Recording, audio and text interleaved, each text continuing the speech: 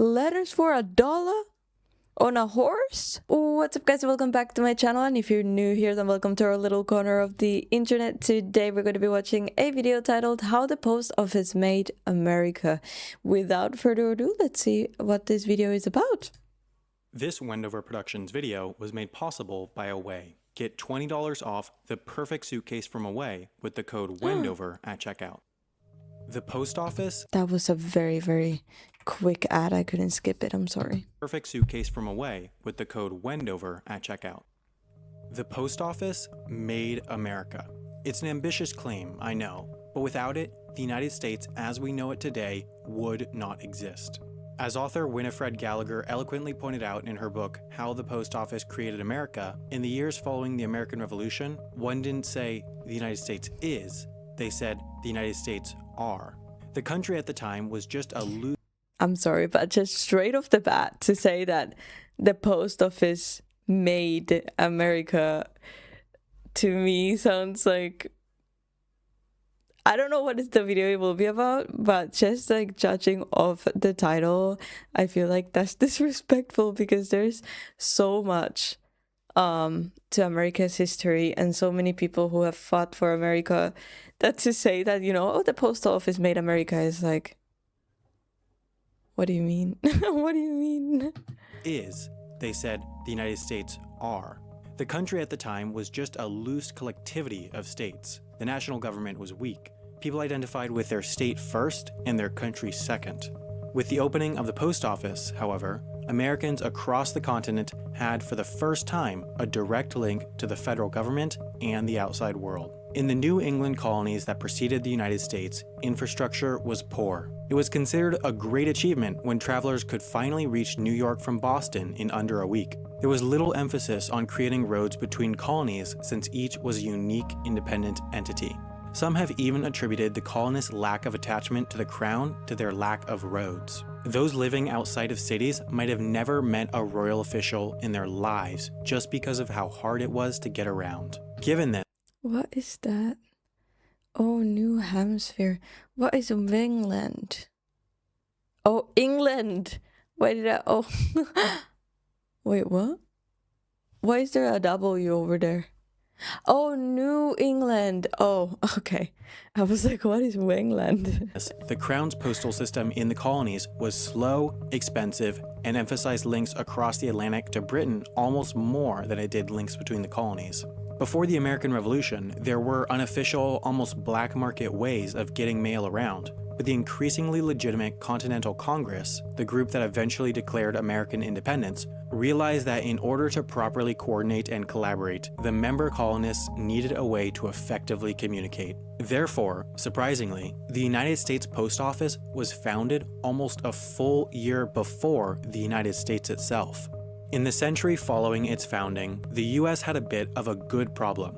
It expanded in territory faster than it could expand in people. For much of its history, and still to an extent today, the United States was a country of vast, untamed wilderness. This was especially true in the early years to the west of the Appalachians. Despite the gold rush, California only hit a population of 1 million in about 1890. By that time, the nation had a population of over 1890. So there was only 1 million people, like 140 years ago. Is that correct? Somewhere around that. That's crazy. It's quite crazy to think how much the world can change in like the lifetime of a person. 60 million. And between California and the Appalachians during the early 1800s, there was hardly anything, especially roads. California might as well have been an island. To get there, most people and mail would take a steamship down to Panama, cross the country on land, and then reboard a ship to California rather than attempting to cross the continent by land. People were naturally afraid to settle the frontier. The idea of being physically and informationally detached from the civilized world while surrounded by untamed and dangerous wilderness made it difficult for the new nation to push west. You have to remember that until the telegraph became widespread in the 1850s and 60s, mail was quite literally the only way to communicate long distance. If you had a post office, you were connected. If you didn't, you were alone. Therefore, one of the It's so weird to think that now we can just you guys are watching me from completely like a different part of I can if I wanted to say something, I can say it immediately basically to anyone in the world at any time, and it's crazy. Before you had to write a letter, take it to the post office, send it, wait for months until you get a response back. That was history's WhatsApp. Crazy. And that was normal back then. I wonder what the people back then would think about now, the today of how technology is. It would be so cool to be able to travel to the past and give them an iPhone and show them how it works. you were alone. Therefore, one of the first steps for a new town to legitimize itself was to appeal to the federal government for a post office, and this was usually granted. Having a physical vestige of the federal government in towns across the continent was immensely beneficial. Many would even say it played a large role in America's success. You see the US today as a fiercely nationalistic country, but as mentioned, for a while, state came before country. However, these new brick and mortar representations of the power and benefit of the federal government helped tie the nation together.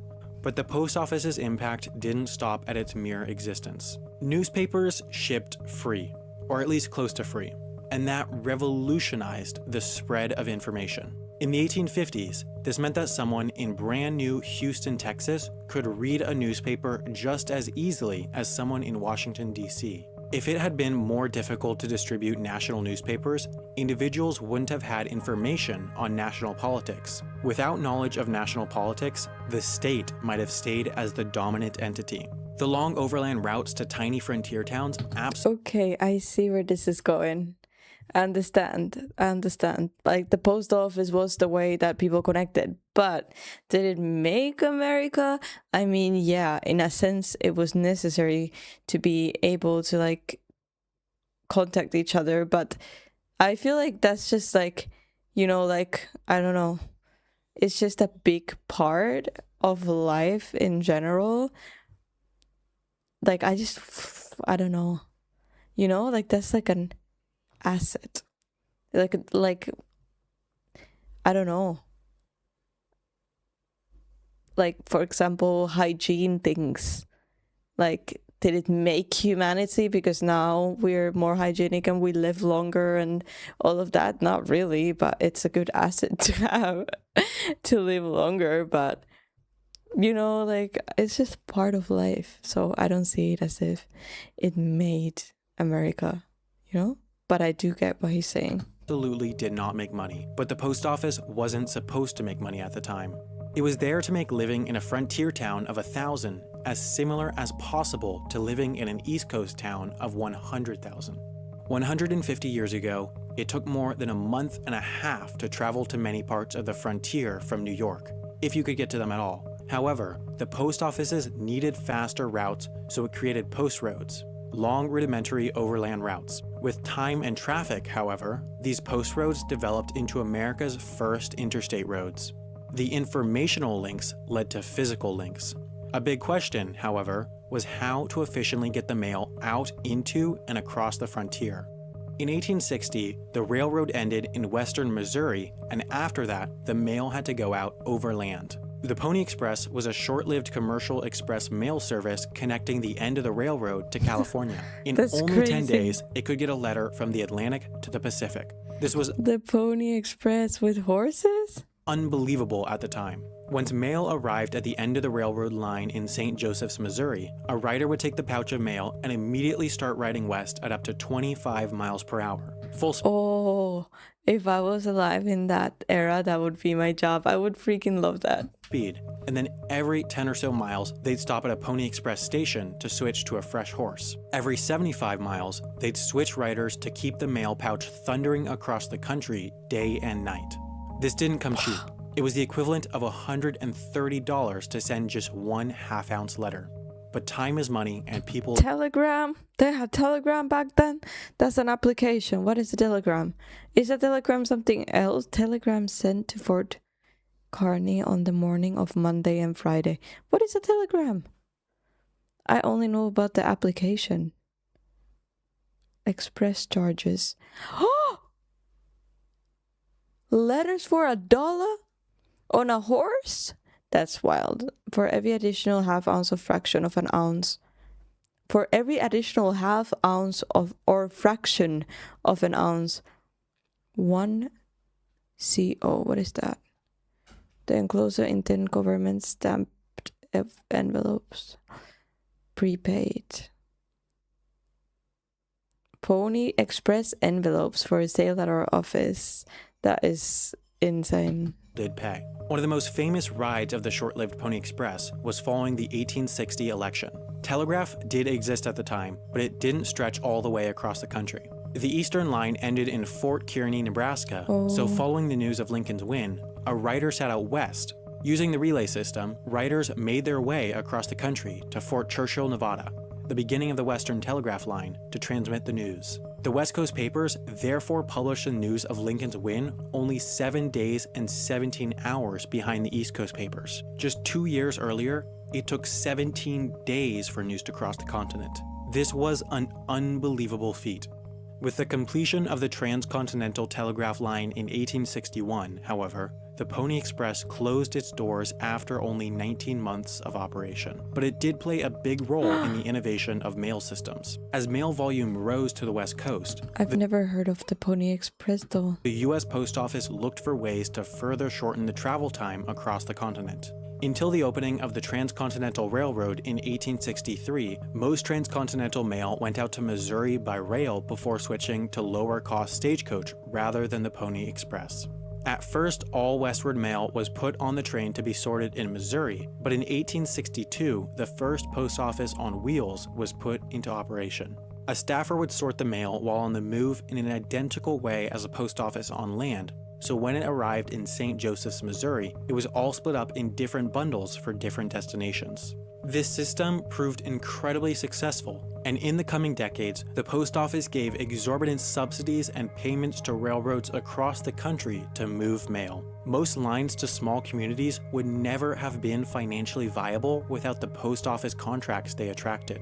The post office, therefore, was instrumental in physically connecting small towns across America to the outside world.